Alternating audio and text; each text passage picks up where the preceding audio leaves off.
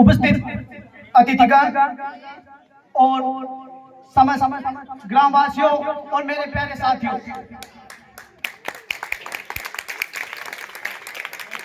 आज हम जिस महान शख्सियत की बात कर रहे हैं, उनको इतिहास में मात्र दलितों का नेता या समाज निर्माता कहकर सीमित कर दिया गया।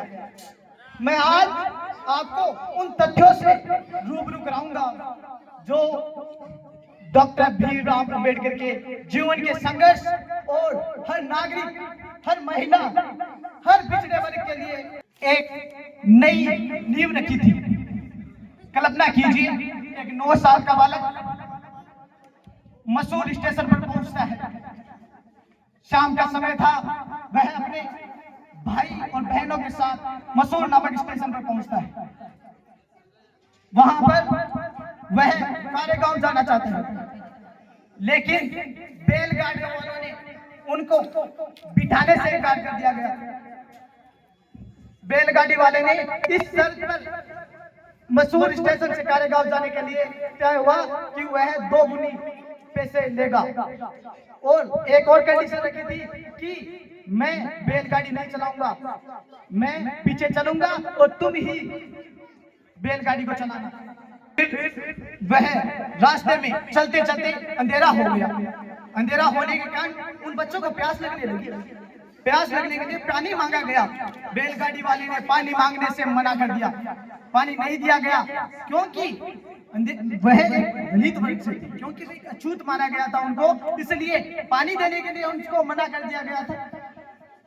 फिर अंधेरा हुआ और बैलगाड़ी वाले ने क्या कहा कुछ देर क्षण के बाद कि दूर पहाड़ी पर जाओ, वहां जाकर पानी पी लो। अंधेरा था, बच्चा कैसे जाता, और उनके साथ भाई बहन वो भी थे, छोटे बच्चे। फिर क्योंकि वह प्यासे थे, उन्होंने अपना रास्ता ऐसे ही प्यासे बन के साथ उनको पूरा किया। और ये उस बच्चे की बात है जिन्होंने आगे जाकर बाट का संविधान लिखा। और ये लाइनें डॉक्टर भीमराव अम्बेडकर की आत्मकथा वेटिंग फॉर वीजा से ली गई है। डॉक्टर भीमराव अम्बेडकर का जन्म 14 अप्रैल 1893 में मध्य प्रदेश के महू नामक स्थान में महल जाति में हुआ था। उन्होंने 1907 में मैट्रिक तक की स्कूली शिक्षा जैसे तैसे पास की। मैट्रिक तक की स्कूल की शिक्षा यानी 10वीं तक की स्कूल की शिक्षा प्राप्त करने वाले यानी परीक्षा को पास करने वाले वह उस समुदाय के एकमात्र व्यक्ति थे। उस समुदाय से 10वीं तक की शिक्षा पास करने वाले वह एकमात्र विद्यार्थी थे। फिर 1908 में की मुलाकात के कृष्णदेव से हुई। के कृष्णदेव ही थे जिन्होंने उनको बौद्ध धर्म के बारे में बताया था।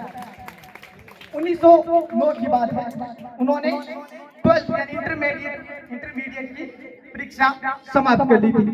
हम इंटरमीडिएट की परीक्षा पास की। फिर जिस प्रकार से आज भी आर्थिक रूप से कमजोर विद्यार्थी है, और उस समय भी डॉक्टर भीमराव अम्बेडकर के पास इतना धन का अभाव था कि वह आगे की शिक्षा के लिए उनको एक छात्रवृत्ति की जरूरत पड़ती थी। कृष्णदेव राय थे जो उनको छात्रवृत्ति बड़ौदा रियासत के उस समय के महाराजा सियाजीराव से उनको छात्रवृत्ति का प्रबंध कराया। फिर वह BA in economics and political science में बॉम्बे यूनिवर्सिटी से उन्होंने बीए की डिग्री प्राप्त कर ली।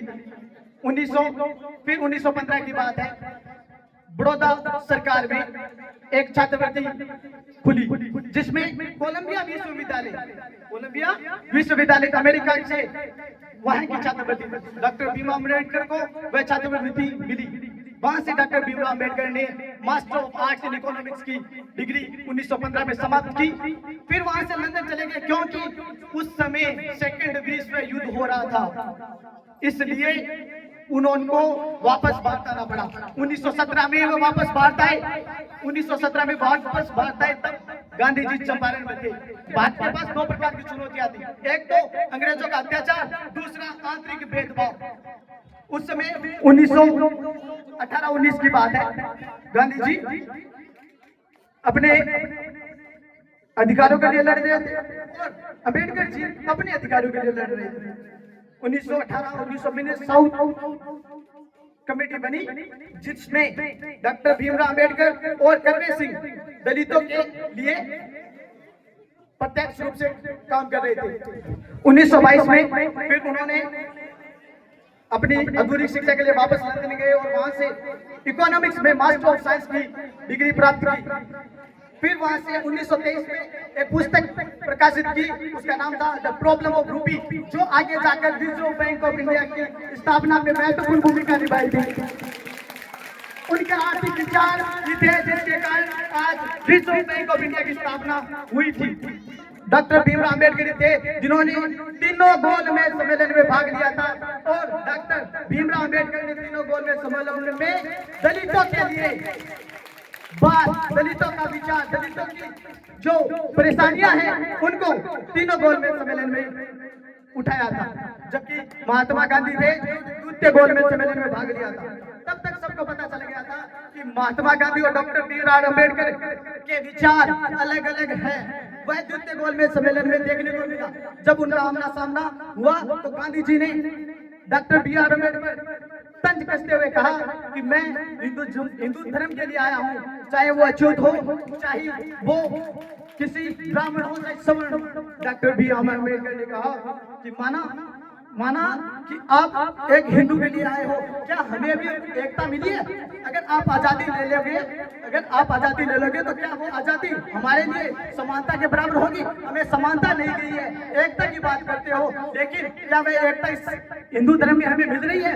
मुझे लगता है नहीं मिल रही है। फिर गांधी जी ने अम्बेडकर जी को कहा कि मैं तो दलितों को हरिजन कहता हूँ, ईश्वर के लोग कहता हूँ, लेकिन अम्बेडकर जी ने कहा कि हरिजन मात्र कह देने से क्या हमें एकता मिलेगी?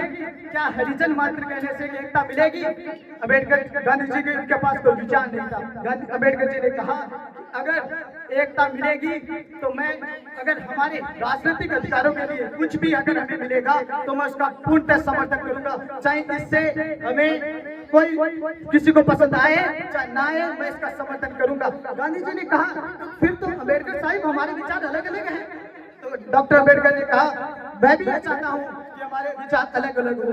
डॉक्टर बी आर अम्बेडकर ने कहा कि हमें स्वतंत्रता तो मिलेगी, लेकिन वह स्वतंत्रता किस काम की जिसमें गुलामी हो, एक प्रकार की गुलामी हो।